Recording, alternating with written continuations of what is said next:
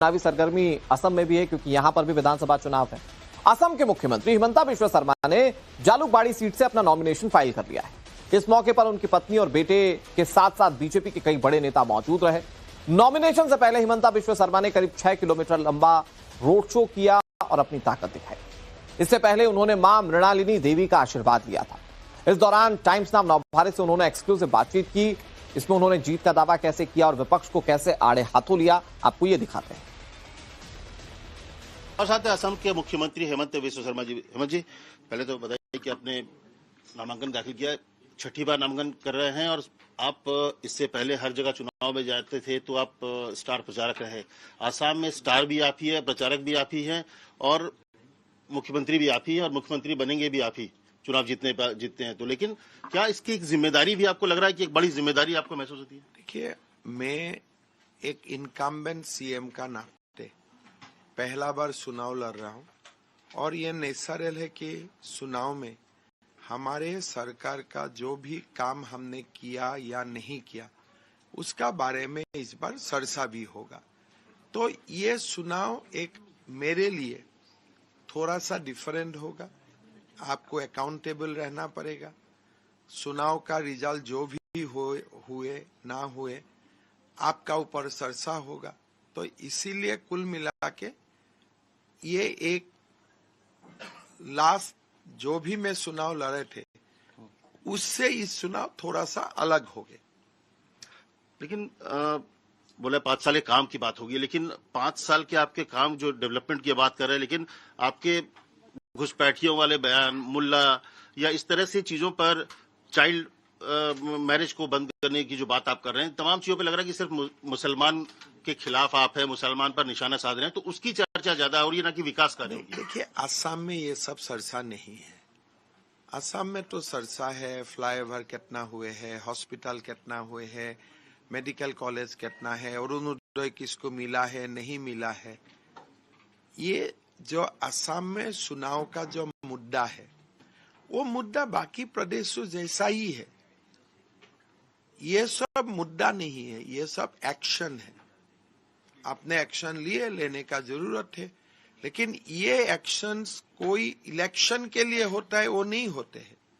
आपको जो करना था आपने किया, लेकिन चुनाव में मेरा नहीं लगता है कि कोई ये सब का बारे में चर्चा कर रहे हैं। चुनाव में तो लोग जो बिहार, यूपी, कर्नाटक, आंध्र प्रदेश में जो चर्चा होते हैं वही चर्चा होते हैं।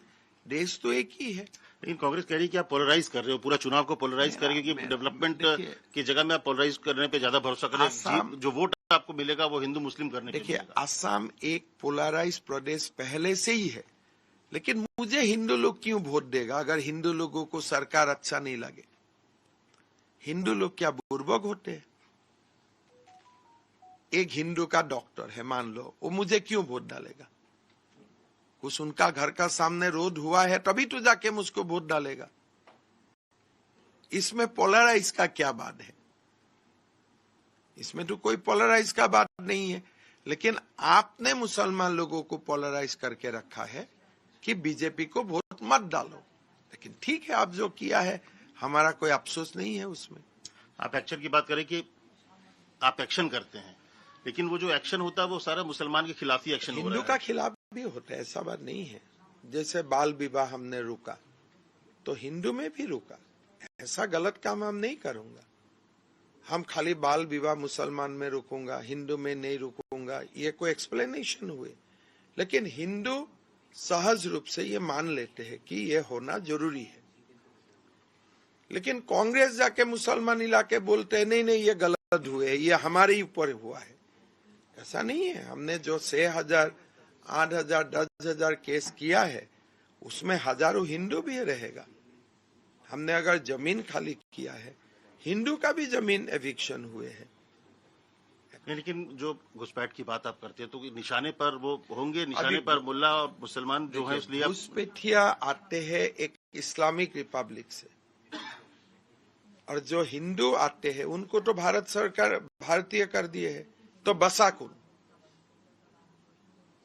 तो घुसपैठिया जो होते हैं बांग्लादेश से वो तो मुस्लिम होना ही पड़ेगा, हिंदू को तो अब सीए में कानूनन सिटीजनशिप का दर्जा दे ही चुका है। दो तरफ का लोग आते हैं, Hindu Muslim. Hindus now can become a citizen, तो कौन रह गया? तो थोड़े ये कानून मैंने बनाया हूं, ये तो देश का संसद ने बनाया है कि हिंदू घुसपैठिया नहीं है, मुस्लिम घुसपैठिया है। मोदी जी और अमित शाह कहते हैं कि कांग्रेस मुक्त बनाएंगे और आप कांग्रेस युक्त बना रहे हो भाजपा को असम में। देखिए, असम में या देश में कांग्रेस, सीपीआई, सीपीएम जहीं में भी अच्छा मैन पावर है। आपको बीजेपी में तो लाना अच्छा काम है और हर प्रदेशों में ये काम होता है। कांग्रेस कह रही वो करप्ट है, जो बरदुलई जी है वो करप्ट है। इससे पहले करप्ट जो है करप्ट तो लोग हैं वो आ गए हैं आपके पास। नहीं, आप पहले आप बोलिए करप्ट एक दिन में हुए क्या? वो तो बीजेपी में अभी आए, लेकिन इतना साल अगर वो करप्ट है, आपने क्यों इसको रखा? प्रियंका गांधी आएंगी क्योंकि यहाँ पर प्रियंका गांधी को कोई जिम्मेदारी दी गई है, हाँ, तो क्या आपको लगता है प्रियंका गांधी के आने से कुछ असर पड़ने वाला है? आने से मौसम अच्छा है, काजीरंगा जाना सही है, मानस वाइल्ड लाइफ पार्क जाना सही है, काजीरंगा नेशनल पार्क में जाना सही है। और असम का जो खुशबू है, जो हमारा खूबसूरती है, उसका पूरा फायदा उठाना सही है। बीच में 2 साल इलेक्शन मीटिंग भी करे, क्या आपत्ति है? आखिरी सवाल, तो क्या लगता है ये जो अब नामांकन हो गया, चुनाव होने वाले हैं, तो चुनाव नतीजे को लेकर क्या लगता है कि कहा जा रहा है कि एक तरफा चुनाव है, क्योंकि हेमंत बिश्व शर्मा ने इस चुनाव को एक तरफा कर दिया। मैं ये सब नहीं मानने वाला मैं हूँ। चुनाव होगा, चुनाव कंपटीशन होगा। बीजेपी का थोड़ा सा एज है, लेकिन हमें अच्छा से चुनाव लड़ना चाहिए। लोगों को चुनाव का पहले एक तरफा है, वो जर्नलिस्ट बोल सकता है, हम लोग नहीं बोलता हूँ ये सब बातें। कितनी सीटें फिर भी कुछ मन में आएगी? कितनी सीटें? 9 तारीख जब चुनाव का कास्टिंग हो जाएगा, उसका बाद मुझे पूछिए, मैं बता दूंगा। फिर से इस जगह में पहले पिछली बार जब आप लड़े थे तो यहाँ पर 1 लाख से ज्यादा वोट से आप जीते। यहाँ से तो थोड़ा सा तो वोट इस बार बढ़ेगा लास्ट टाइम से, इतना तो मैं बोल सकता हूँ कि यह सब सारे परिवार है। लास्ट टाइम हम लाखों वोट से जीता, शायद कांग्रेस का कैंडिडेट को 20,000 जैसा वोट मिले। इस बार मुझको लगता है थोड़ा और वोट मिलूंगा। बहुत बहुत शुभकामनाएं। Thank you. हमारा खूबसूरती है, उसका पूरा फायदा उठाना चाहिए। बीच में 2 साल इलेक्शन मीटिंग भी करे, क्या आपत्ति है? आखिरी सवाल, तो क्या लगता है ये जो अब नामांकन हो गया, चुनाव होने वाले हैं, तो चुनाव नतीजे को लेकर क्या लगता है कि कहा जा रहा है कि एक तरफा चुनाव है, क्योंकि हेमंत बिश्व शर्मा ने इस चुनाव को एक तरफा कर दिया। मैं ये सब नहीं मानने वाला मैं हूँ। चुनाव होगा, चुनाव कंपटीशन होगा। बीजेपी का थोड़ा सा एज है, लेकिन हमें अच्छा से चुनाव लड़ना चाहिए। लोगों को चुनाव का पहले एक तरफा है, वो जर्नलिस्ट बोल सकता है, हम लोग नहीं बोलता हूँ ये सब बातें। कितनी सीटें फिर भी कुछ मन में आएगी? कितनी सीटें? 9 तारीख जब चुनाव का कास्टिंग हो जाएगा, उसका बाद मुझे पूछिए, मैं बता दूंगा।